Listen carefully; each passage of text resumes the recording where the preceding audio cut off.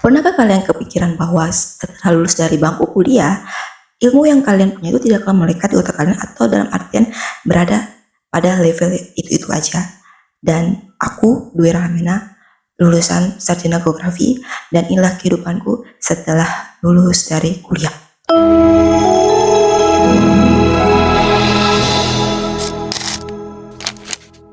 Salah satu pencapaian terbesar dalam hidupku dalam menempuh bangku kelas 12 tahun lamanya adalah tidak pernah punya keseriusan dalam mempelajari mata pelajaran bahasa Inggris.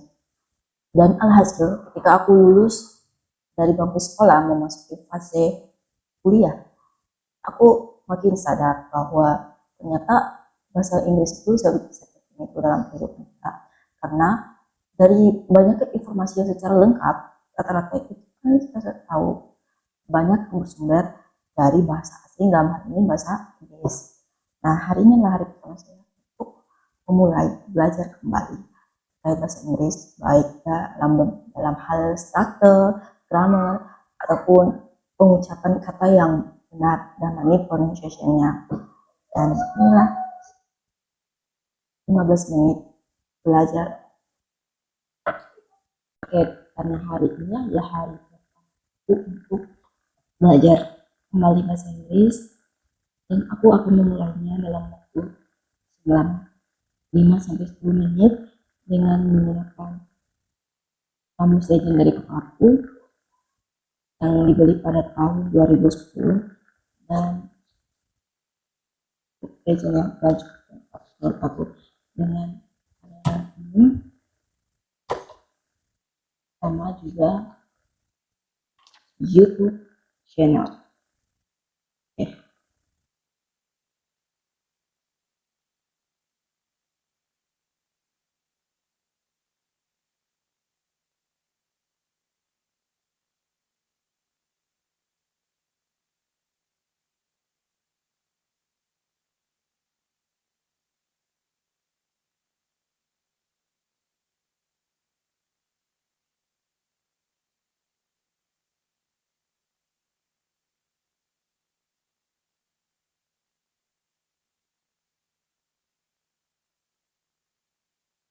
Hello lovely students, and welcome back to English with Lucy.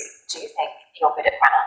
We're going to find out today if you can answer these 10 grammar questions, each featuring a different English grammar rule. Your English is amazing. And if you speak English as a first language and you're watching this video thinking, I'll definitely get 10 out of 10, don't be so sure. Some English learners might get a better score than you. Before we begin, I want to remind you that, as always, I've made PDF to go with this video, and you can download it for free. I go into much more detail on the explanation of each grammar point, and I've created some interactive activities so that you can practice what you've learned and memorize it for life. If you would like to download the PDF, all you have to do is click the link in the description box, or follow this link here, or scan that QR code, it's a good thing. Then you enter your name and your email address, you sign up to my mailing list, and the PDF will arrive directly in your inbox. After that, join my free PDF club. You'll automatically receive my weekly PDFs alongside my news, course updates, and offers. It's a free service, and you can unsubscribe at any time with just one click. Okay, let's start with number 1. Which word is missing from this sentence? Molly to resign. Who'd replace her? Have a little think. I'll give you 5 seconds. Wow. The answer is Wow. were Molly to resign, who'd replace her. This is an inverted conditional. In second conditional sentences, we can remove if and use the structure were plus subject plus to infinitive.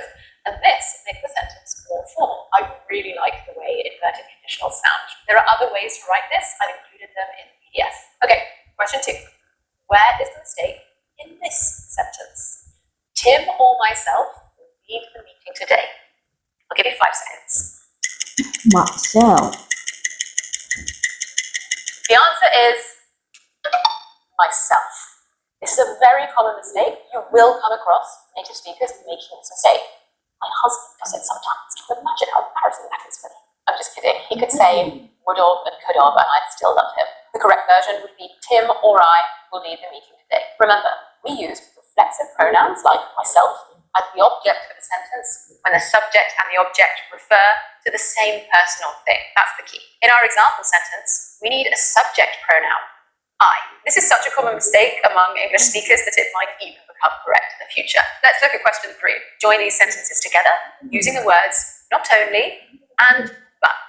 Sentence 1, he didn't only wear mismatched socks. Sentence 2, he also forgot to brush his teeth.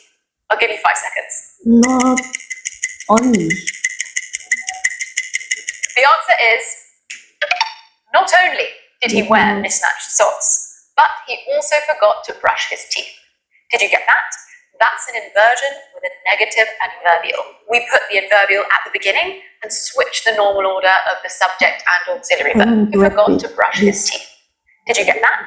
That's an inversion with a negative adverbial. We put the adverbial at the beginning and Sorry, I wanted to pause this. At baby. At baby plus subject. switch the normal order. He also forgot to brush his teeth. Did you get that? That's an inversion with a negative adverbial. We put the adverbial at the beginning and switch the normal order of the subject and auxiliary verb. Following not.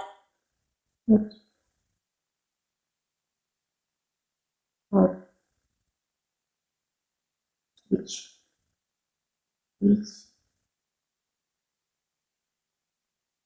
Only with but also is very common. More information on that in the PDF. Here's question 4. Choose the correct verb to fill the gap. The crowd.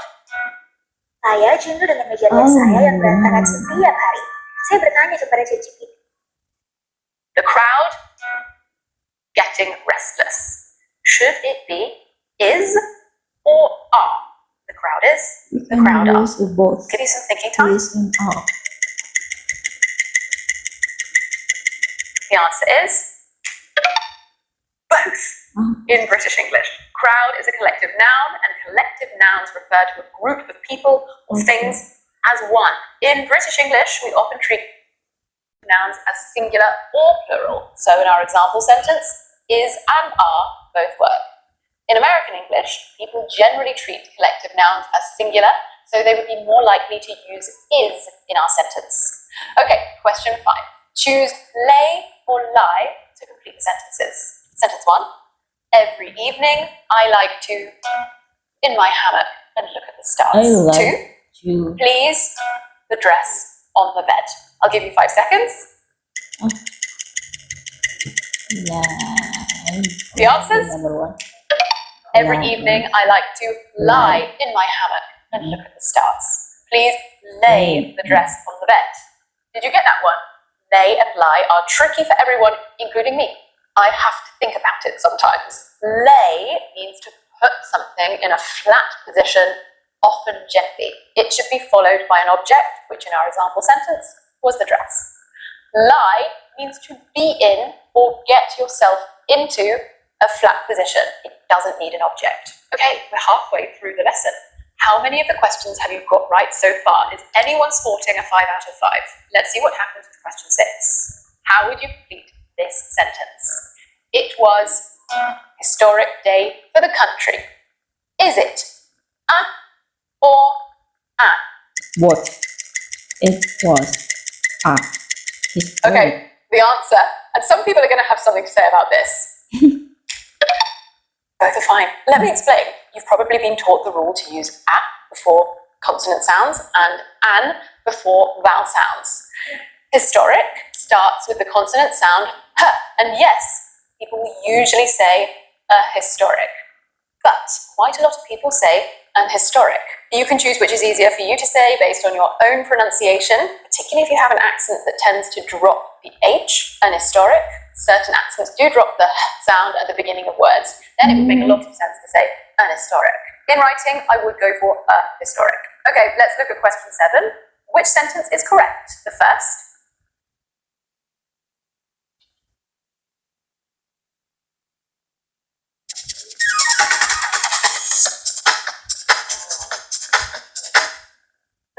Which sentence is correct? The first, to whom does this jacket belong?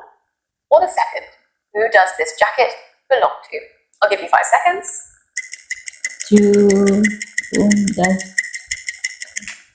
Both are fine. Again, sorry, I'm really playing with you here. Technically, the first sentence is more correct.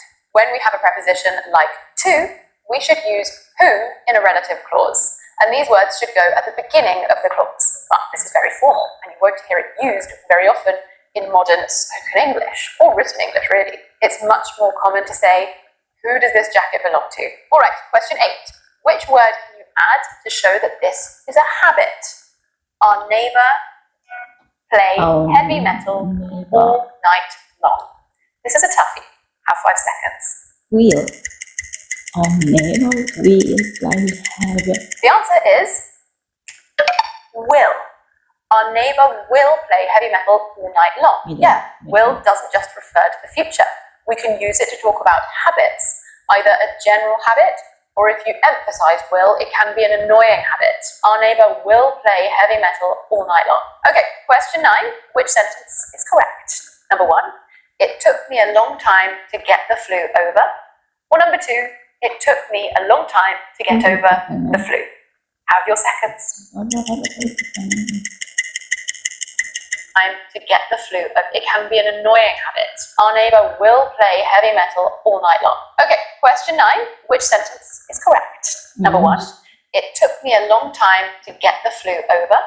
Or number 2, it took me a long time to get over the flu. Have your seconds. 2. It took me a long time The second sentence, to get over in the sense of to recover from an illness, is a non-separable phrasal verb, meaning you can't put the object, the flu, between the verb and the particle. So you get over something. Okay, we're on to number 10. Our final question, which of these sentences is punctuated correctly? Look at the final comma. Number 1, at the fair, comma, I ate a toffee apple, comma, brandy. Which of these sentences is punctuated correctly? Look at the final comma. Number 1, at the fair, comma, I ate a toffee apple, comma, brandy snap, and candy floss. Or number 2, at the fair, comma, I ate a toffee apple, comma, brandy snap, comma, and candy floss. Have 5 seconds. 2. I think. The answer is both. Yeah, both answers are correct again. The comma after brandy snap is one of the most controversial punctuation marks in English, the drama. It's called the Oxford comma. In American English, people often use a comma before the final and in a list. In British English, at least between short items, people usually don't. You can choose whether you use the Oxford comma or not. Just be consistent with it. Okay, so how many of those grammar rules did you know? Let me know your score out of 10 in the comments. If you answered all of those questions correctly, well done. Your English is truly amazing. Don't forget that you're going to get a good this video, so get some interactive activities, and you're really interested in mastering the advanced level of English, I really think you might like my beautiful British English C1 program. We go into so much depth in this program. We focus on the nuances and intricacies of English, train you to speak beautifully, fluently. It's a fantastic program. It features pronunciation lessons, conversation lessons. The listening and reading is delivered to you in an interactive story. You get access to our private course community. You can contact my expert team of teachers. Look at the amazing experiences that some of my C1 program graduates have had. I'm incredibly proud of them. They've done very well. If you're interested in learning more, visit englishwithlucy.com. I will see you soon for another lesson. Mwah. Thank you.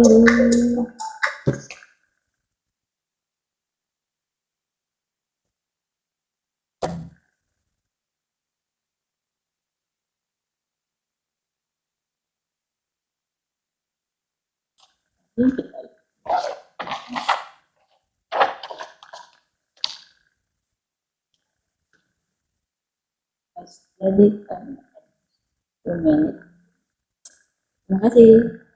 Sampai jumpa di hari-hari berikutnya. Bye.